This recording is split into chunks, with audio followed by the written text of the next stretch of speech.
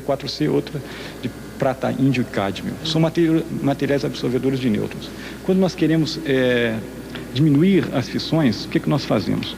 Inserimos essas barras com material absorvedor de nêutron dentro do reator, e esse material ele absorve os nêutrons antes que eles causem fissão no urânio 235. Dessa forma vocês controlam o número de fissões. Dessa forma ocorre o que? A diminuição das taxas de fissão, a diminuição da produção de energia, o controle do reator. Então todo o controle é baseado num processo até simples, de inserção e retirada de material absorvedor via essas barras que nós chamamos de controle. Um dos problemas da Copesp é construir o invólucro das varetas de combustível nuclear que vão no interior do reator. O melhor material para esses invólucros é uma liga de zircônio chamada Zircaloy, que só 2 países no mundo sabem produzir industrialmente, os Estados Unidos e a França. Esse lugar aqui onde nós estamos agora é o primeiro passo para a obtenção desse Zircaloy, do material que vai no futuro fazer as varetas de combustível no Brasil. É a separação do zircônio do hafnio. Só os Estados Unidos e a França conhecem a tecnologia para a obtenção da liga, que tem a vantagem de deixar passar com facilidade os nêutrons liberados pela fissão do núcleo de urânio. Fabricar o Zircaloy é apenas um das centenas de problemas que devem ser resolvidos até o final do projeto. Só esta solução custará cerca de 5 milhões de dólares. Hoje, nesta instalação da Copesp de São Paulo, os pesquisadores já resolveram metade do problema. O engenheiro Aloysio Viana Júnior é militar e coordena este setor. Se o Brasil quiser comprar o Zircaloy do exterior, da França ou dos Estados Unidos, como é que ocorre essa venda? O processamento é extremamente lento e é uma compra em que obriga ao país que adquire esse material a ficar sob completo controle de um país estrangeiro, tendo acesso não só às informações sobre o material propriamente dito, como a todo o processo de produção que gerou esse elemento. Em que fase a pesquisa aqui na Copesp está hoje? A nossa primeira preocupação foi concentrada na purificação nuclear desse material, que é a parte mais demandante de tecnologia, no sentido de, a partir de uma matéria-prima nacional, nós conseguimos fazer a separação do zircônio e o hafnio que se encontram conjuntamente na natureza. Essa etapa ela já está provada do ponto de vista industrial e do ponto de vista de custo bastante razoável dentro dos preços internacionais. As outras etapas, elas contam principalmente com o apoio de outras empresas e instituições nacionais e elas estão ainda em escala de pesquisa e desenvolvimento e início de montagem de unidades piloto. Quando você imagina que a gente vai ter Zircaloy brasileiro? Bom, nós temos o compromisso de ter esse Zircaloy no ano de 1996, já produzido de uma forma industrial. Um reator fornece energia através da troca de calor. Funciona assim: a água que circula no núcleo do reator recebe o calor gerado pelas colisões de partículas da fissão nuclear. A água esquenta muito, até 300 graus, no caso do reator que será usado no submarino. Sob pressão normal, a água transforma-se em vapor a 100 graus. Este tipo de reator chama-se reator de água pressurizada, porque evita a vaporização, submetendo a água quente a uma pressão muito maior que a normal. Ainda líquida, a água circula por uma tubulação, chamada de circuito primário do reator, até entrar num gerador de vapor. Por dentro do gerador, passa outra tubulação, com água fria, chamada de circuito secundário. A água quente do circuito primário transfere seu calor para a água fria do circuito secundário, que então se transforma em vapor. O vapor faz rodar uma turbina que vai mover a hélice do submarino. Apesar de o reator da Copesp ainda não gerar calor, todos os testes com os circuitos primário e secundário já estão sendo feitos pela Marinha em grandes laboratórios. A literatura simula o chamado circuito primário do reator nuclear. No circuito primário, o calor produzido pelo núcleo do reator é transferido para a água que circula no chamado circuito secundário. Essa transferência de calor faz a água aumentar de temperatura e se transformar em vapor. Nessa instalação, quem está fazendo o papel de núcleo do reator é este grande aquecedor de água. O laboratório termohidráulico, como é chamada esta reprodução do circuito primário, fica em São Paulo.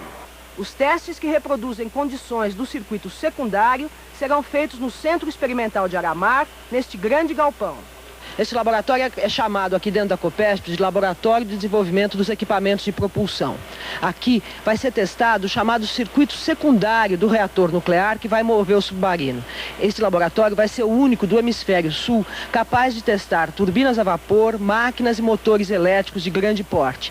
Esse equipamento, por exemplo, vai ser o primeiro a ser testado nesse grande laboratório. É uma turbina por onde o vapor vai passar, que vai girar e fazer funcionar esse gerador elétrico.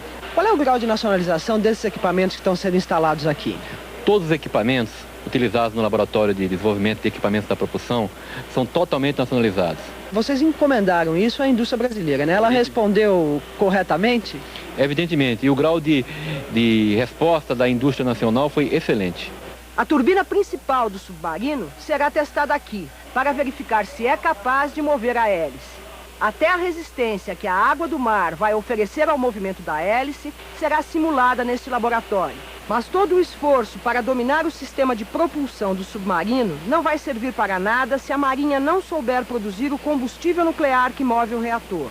Nenhum dos países que tem o domínio completo da tecnologia nuclear transfere esse conhecimento.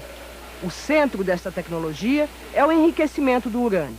Na natureza, o urânio aparece sob a forma de dois isótopos, um com 238 nêutrons e prótons no núcleo, outro com 235. Numa amostra de urânio, o isótopo 235 aparece em quantidade muito menor que o isótopo 238, e é o isótopo 235 que dá início à reação de fissão. Enriquecer o urânio é aumentar a quantidade da forma 235 em relação à forma 238. Isto é obtido passando um gás que contém urânio natural, o hexafluoreto de urânio, por uma sucessão de máquinas centrifugadoras.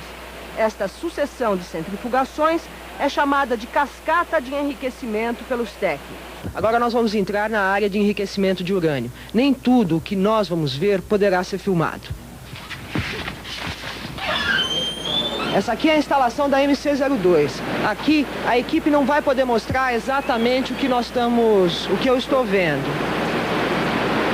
É uma instalação grande, alta, com muitas centrífugas, funcionando, fazendo esse barulho que vocês estão ouvindo. A instalação chamada Mini Cascata 02 pelos técnicos e funcionários da Copesp está agora atrás do nosso câmera, o Santiago Colombo.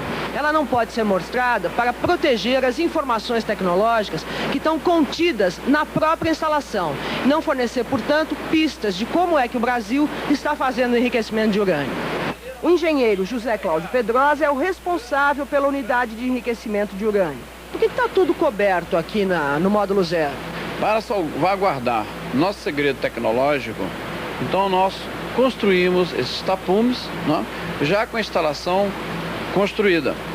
Então nós adaptamos isso de tal maneira que eles entrem aqui dentro, tenha o controle do processamento que esteja sendo feito, que foi acordado entre as partes, né, mas que não saiba a capacidade do nosso equipamento, tamanhos, detalhes técnicos, típicos normais, né? Porque inspetores normalmente são especialistas em enriquecimento, né? Quantas ultracentrífugas estão funcionando dentro desse tapume? Bom, aqui nós temos nessa instalação, nós temos capacidade para instalação de até 600 ultracentrífugas, né? O número exato pode ser dito? O número exato fica difícil nós conversarmos, porque aqui é um laboratório. Quanto maior a taxa de urânio 235, mais alto o enriquecimento. Para explodir uma bomba atômica ou uma ogiva nuclear, é necessário dispor de urânio enriquecido a 90%.